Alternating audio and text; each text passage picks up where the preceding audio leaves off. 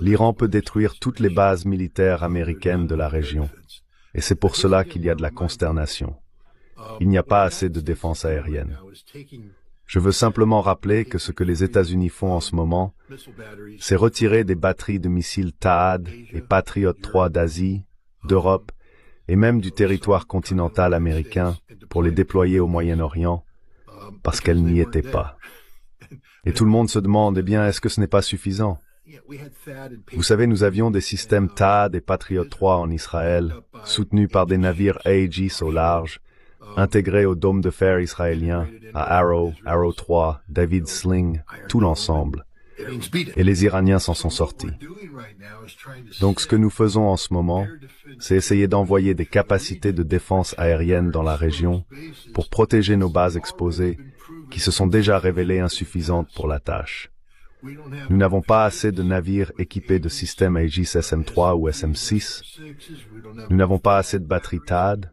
Nous n'avons pas assez de batteries Patriot. Et même si nous en avions, elles ne seraient pas assez performantes pour arrêter les missiles iraniens les plus avancés. Voilà la réalité. L'Iran pourrait très bien couler l'Abraham Lincoln. C'est d'ailleurs pour cela que les États-Unis abattent le drone à mesure qu'il s'approche. Et les Iraniens se sont réfugiés sous terre depuis longtemps. À Mashhad, il y a une ville souterraine où ils abritent la direction et il y a d'autres sites également. Elle est conçue pour résister même à une attaque nucléaire de faible intensité. Les missiles Tomahawk les plus avancés ont été livrés aux Russes en parfait état.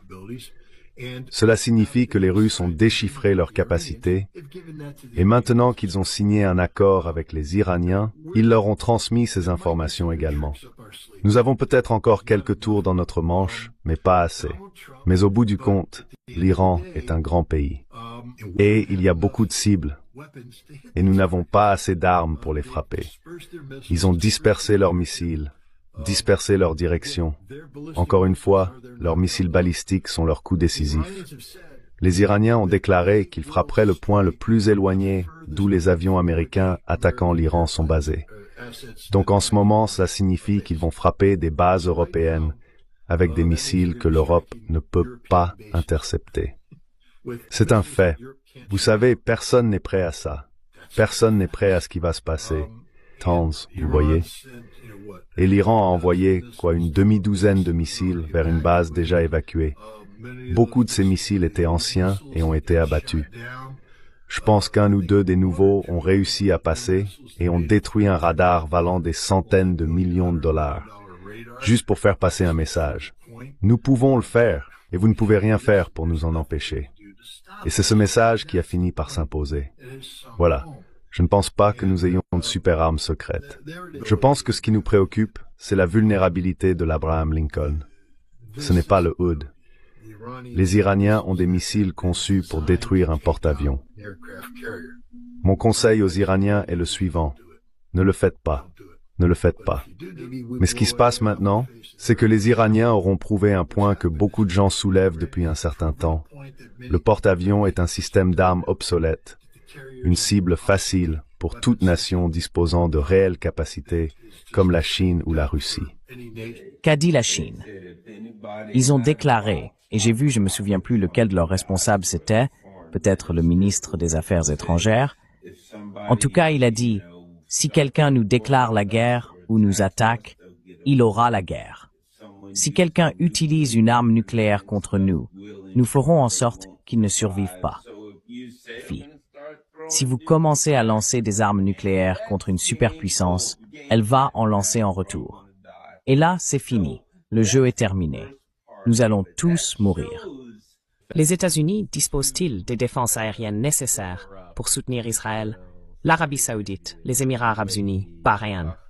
Je veux dire, il y a une longue liste de pays qui sont presque à genoux en disant « Nous avons besoin de cela avant que vous puissiez faire quoi que ce soit contre l'Iran. » En ont-ils assez? Les États-Unis en ont-ils suffisamment? Y a-t-il des problèmes qui pourraient découler de cet effort pour soutenir ses alliés ou vassaux, ou quel que soit le terme qu'on veuille employer?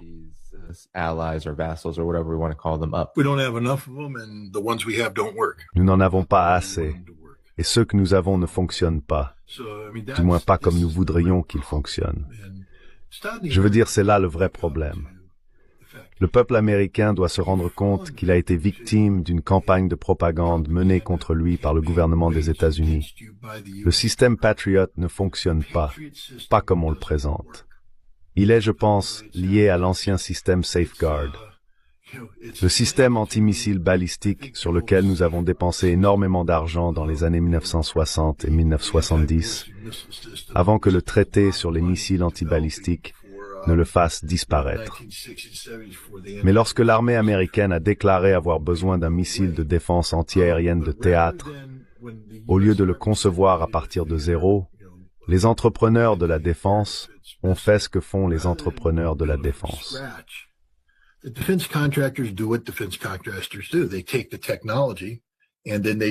prennent la technologie, la transfèrent et l'adaptent afin d'économiser sur les coûts de recherche, de facturer le maximum et de réaliser des profits maximum.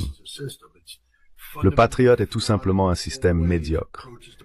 Il est fondamentalement défaillant dans sa manière d'aborder le problème, car il repose sur des technologies héritées des années 1960 et 1970 qu'on essaye d'adapter. Nous bricolons dessus depuis mise à jour après mise à jour après mise à jour. Il ne fonctionne toujours pas comme il le devrait. Les Russes, eux, ont résolu ce problème. Il suffit de demander aux Ukrainiens. Ils n'abattent pas les missiles russes. Et les Russes ont partagé leur solution avec les Iraniens. Les Iraniens ont suivi. Souvenez-vous, ils disposent d'un très bon service de renseignement. Demandez-vous comment ils ont enlevé la bête de Kandahar, le RQ, peu importe lequel. Vous savez, le grand drone furtif qui ressemble à un B-2. Les Iraniens l'ont détourné. Il a décollé et les Iraniens ont intercepté le signal, en ont pris le contrôle, l'ont fait venir et l'ont fait atterrir. Pour faire cela, ils ont dû résoudre une série de problèmes de décryptage. Ils ont dû développer la technologie.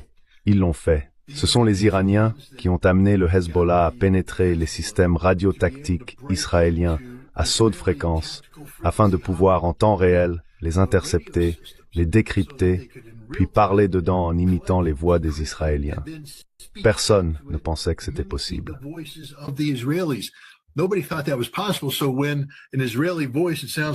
Ainsi, lorsqu'une voix israélienne qui ressemble à celle du capitaine Untel donne le mot de code pour lancer l'attaque, les commandos israéliens déclenchent l'assaut et tombent directement dans une embuscade.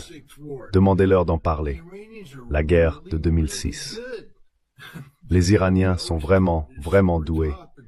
Ils se classent toujours parmi les meilleurs aux Olympiades internationales de mathématiques. Ce sont des gens qui ont résolu une multitude de problèmes.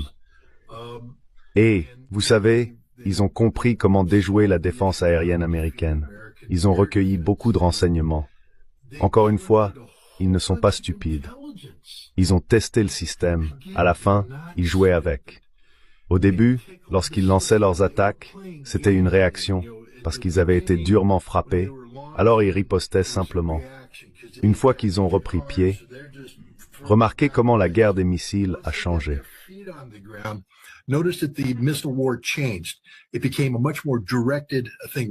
C'est devenu quelque chose de beaucoup plus ciblé. Ce qu'ils faisaient, c'était de la collecte de renseignements. Ils disaient, essayons cette combinaison, boum, boum, boum, boum. Comment ça se passe, boum, boum, boum. On l'a, d'accord, essayons ceci. Oui, stimule celui-là, d'accord, on enlève ça, on enlève ça. Maintenant, on y va avec celui-là, rien ne marche, boum. D'accord, problème résolu. Passons à la suite. Ils ont fait toute une série de collectes de renseignements, toute une série de résolutions de problèmes.